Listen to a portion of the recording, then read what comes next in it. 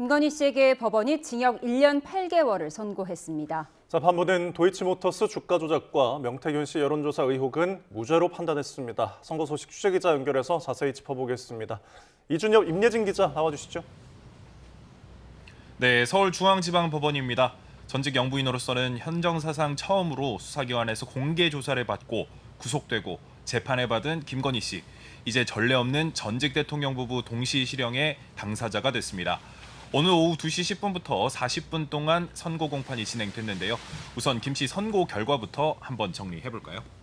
네, 재판부는 김 씨의 도이치모터스 주가 조작 혐의, 그러니까 자본시장법 위반에 대해서는 무죄로 판단했습니다.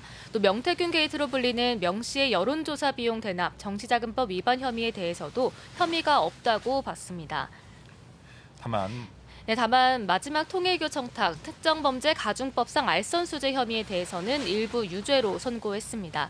통일교가 건넨 샤넬 가방 1개는 대가성 선물로 인정하지 않았고 그라프 목걸이와 샤넬 가방 1개, 천수산 농축차만 청탁성으로 결론지었습니다. 이에 김 씨를 징역 1년 8개월에 처하고 압수된 그라프 목걸이 1개를 몰수하도록 했습니다.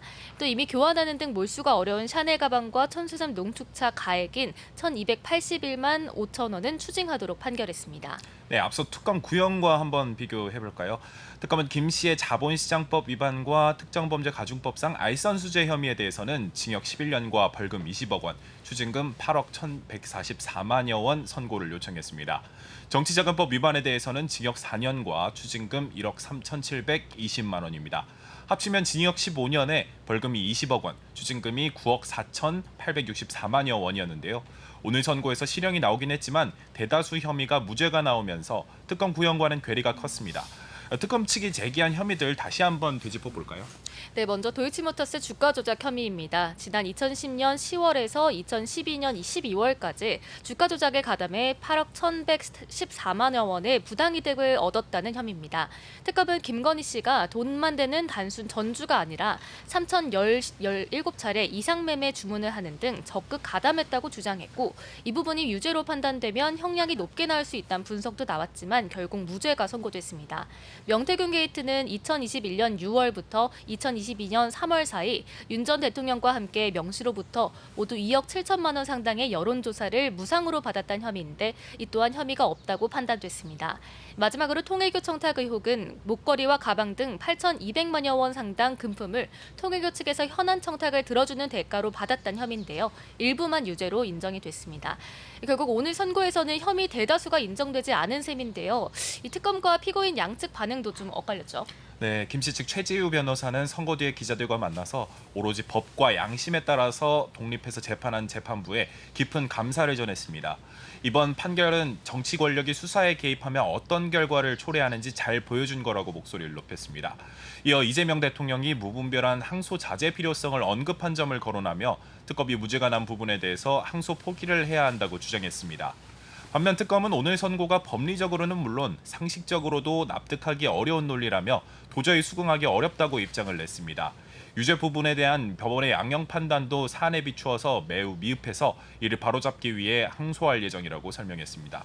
이렇게 곧바로 항소 방침을 밝히는 일은 사실 이례적인데 오늘 선고 전에 이미 재판부가 의미심장한 말을 했었죠. 네, 재판장인 우인성 부장판사는 본격적인 선고에 앞서 한비자의 형무 등급을 언급했습니다. 이 법에 적용을 받는 사람은 권력자든 아니면 권력을 잃은 자든 예외나 차별이 없어야 한다는 뜻인데요.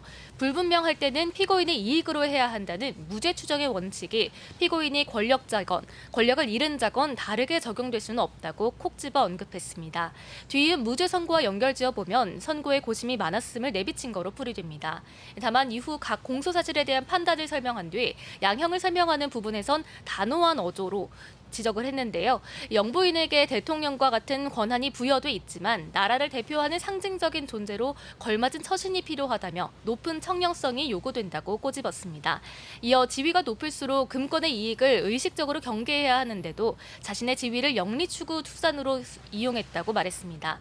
김 씨는 청탁과 결부돼 주어진 고가의 사치품을 뿌리치지 못하고 수수한 다음 자신을 치장하는 데 급급했다고 비판하기도 했습니다. 또 피고인 금품 수수와 관련해 주변인의 허위 진술을 강요하기도 한 점은 점은 불리한 양형 사유를 고려했다고 설명했습니다. 다만 이런 금품 수수를 먼저 요구한 적은 없고 자신의 사려 깊지 못한 행동을 뒤늦게나마 일부 자책하고 반성하고 있는 점, 별다른 범죄 전력이 없는 점은 유리한 양형 사유로 판단했습니다. 네, 간략하게 무죄가 나온 사유들도 살펴보겠습니다. 재판부는 도이치모터스 주가 조작의 경우 김 씨가 미필적으로나마 자신의 자금이나 주식이 시세 조종에 동원될 수 있음을 인식하면서 용인했을 여지가 없지 않다고 봤습니다. 다만 시세 조종 세력 누구도 직접 시세 조종과 관련해서 알려줬다고 말하는 사람이 없는 등 일당이 김 씨를 공동전범으로 여겼다고 보이지는 않는다고 판단했습니다. 지목된 주가 조작 가담 혐의 가운데 일부 시기는 공소시효도 이미 지났다고 결론지었습니다. 명태균 씨 정치자금법 관련해서도 재판부는 윤 전 대통령 부부와 여론조사 관련한 계약서를 쓴 바 없는 등 결과를 배포받는 상대방에 불과했다고 봤습니다. 여론조사 비용도 명 씨가 자체적으로 충당했고 대가로 지목된 김영선 전 의원의 공천도 국민의힘 공천관리위원회에서 투표로 결정된 거라고 지적했습니다. 네, 통일교 청탁 부분도 살펴보면요. 재판부는 처음으로 샤넬 가방을 건네기 전까지는 청탁으로 볼 만한 것이 없었다고 판단했습니다.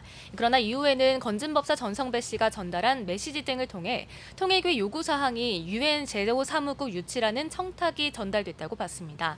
또 김 씨는 전 씨가 그래프 목걸이를 가로챘다고 주장했지만 전 씨가 굳이 그동안의 신뢰를 깨뜨릴 이유가 없다며 받아들이지 않았습니다.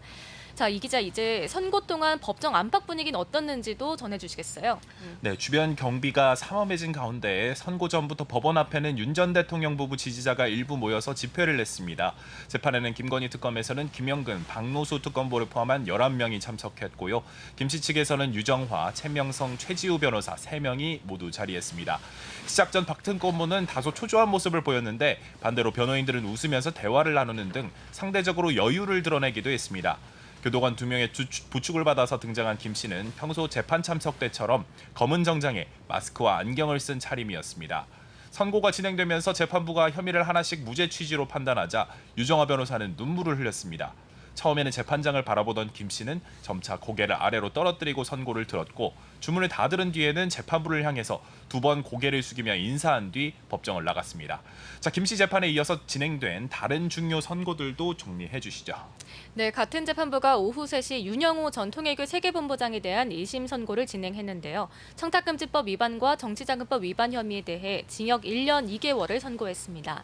특검이 제출한 증거가 위법으로 수집된 증거라는 윤 전 본부장 측 주장은 받아들여지지 않았습니다.